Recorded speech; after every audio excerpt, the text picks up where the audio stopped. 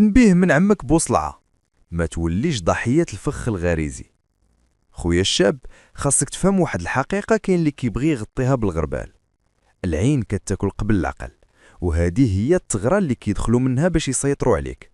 نهار كتشوف ديك الجمال المصنوع اللي فيه الساعات ديال الخدمة في المراية، والمكياج اللي كيبدل الملامح، والمفاتين اللي معروضة بطريقة مدروسة، عرف باللي راك ماشي قدام صدفة، بل قدام خطة تسويقية محبوكة كتلعب لك ميشان على الغريزة. الفخ كيبدا من العين.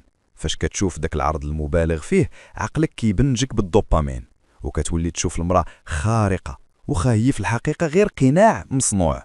هاد التحفيز البصري غرضه واحد: يطفي ليك بوصلة العقل ويخليك تتبع غير الغريزة ديالك بحال شي صيد ساهل.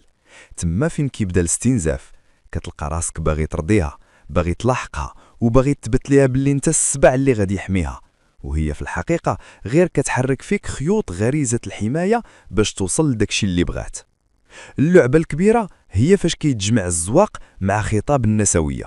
كتقول لك أنا مستقلة وقوية وما محتاجة حد، ولكن في السلوك كتلعب لك على الاحتياج. كتخليك ديما في حالة مطاردة، كتعطيك شوية ديال الاهتمام وتغبر بزاف باش تبقى انت مستنزف نفسيا وتابع السراب.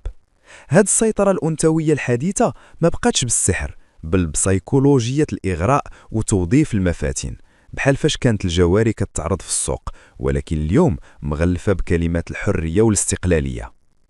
نصيحتي ليك: ما توليش مجرد رقم في ليستة المعجبين اللي كيتغداو على الوهم. نهار تشوف الزواق بزاف، عرف باللي كاين نقص لداخل كيتغطى. الراجل اللي عنده بوصلة رسمية ما كيدوخش مع العكار والسروال المزير، بل كيشوف المعدن نهار كيحيد الماسك وكيبرد الحال. لا تكن رجلا مستنزفا تابعا للزواق، كن رجلا حقيقيا كيقلب على الروح اللي ما كتموتش مع أول غسلة وجه.